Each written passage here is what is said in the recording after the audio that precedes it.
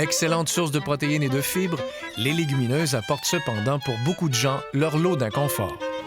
Les légumineuses contiennent des sucres complexes. Les enzymes de notre intestin et les cellules de notre intestin vont travailler plus qu'avec d'autres aliments pour pouvoir justement assimiler ces sucres complexes qu'il y a dans les légumineuses. Le gros intestin, là où il y a le plus de bactéries de notre flore intestinale, c'est ce microbiote-là qui va finir de digérer les sucres pour nous. Ça va provoquer une production de gaz. C'est pour ça que les légumineuses font partie des aliments qu'on appelle FODMAPs.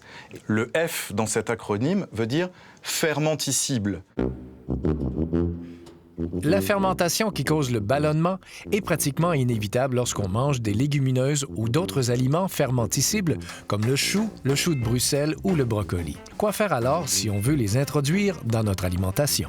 Il faut commencer tranquillement, puis on va y aller avec les lentilles, sans légumes gazogènes, sans source de sucre. Aussi, en mangeant, on va peut-être pas boire de la liqueur ou du Perrier, tu sais, des trucs qui ont du gaz à l'intérieur. Et on s'habitue tranquillement, puis on persévère. Ensuite, on pourrait aller dans une catégorie niveau 2, qui serait pois cassés, exemple, les haricots mungo, ou encore utiliser la farine de pois chiche. Si tout se passe bien, on peut aller au niveau 3, qui serait notre catégorie de doliques, haricots, pois chiches.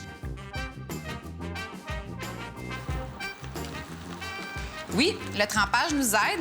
Ce qui pourrait aider encore plus, ça serait de faire ce que j'appelle la cuisson éclair. C'est qu'on va prendre, exemple, les haricots, on les met dans un chaudron d'eau, on porte à ébullition. Peut-être on tient une ébullition pour 2 minutes. Ensuite, on laisse reposer les haricots pendant peut-être 1 heure. Après ça, on va égoutter. Donc, on va enlever cette eau-là, on va remettre de l'eau fraîche et là, on va faire notre cuisson de haricots comme indiqué. Si on se procure des légumineuses en conserve, elles sont déjà cuites, donc prêtes à l'emploi. Cette marinade-là va déjà un peu commencer à découper ces sucres complexes que sont dans les légumineuses, voire les faire sortir un peu du pois, de la lentille ou de la fève, en fonction de la canne qu'on achète. Donc la légumineuse sera moins intéressante du point de vue nutritionnel, mais sera beaucoup, beaucoup plus facile à digérer. On pourrait commencer avec un dalle, justement, soit avec des lentilles corail ou avec des lentilles mung. Il y a les salades de lentilles qui sont bien appréciées. Puis si on s'en tient avec une vinaigrette pas sucrée, ça peut être une bonne façon aussi d'intégrer les légumineuses dans notre alimentation. Après ça, on irait avec les mijotés style chili ou même la soupe aux pois. Ça serait une façon aussi de consommer niveau 2.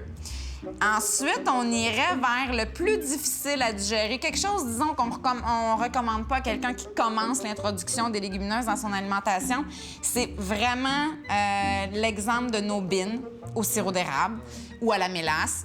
Le mélange sucre et légumineuse, c'est pas heureux, ça. Non, c'est un peu explosif comme idée.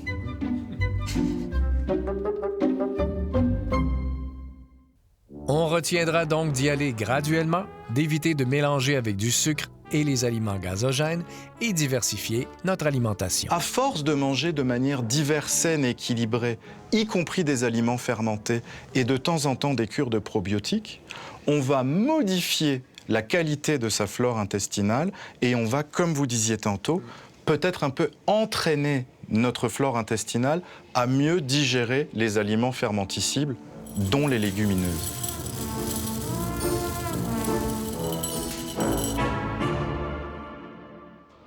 Depuis longtemps, dans certaines cultures, on utilise la graine de fenouil, l'épazote, la coriandre ou la sarriette pour faciliter la digestion des légumineuses.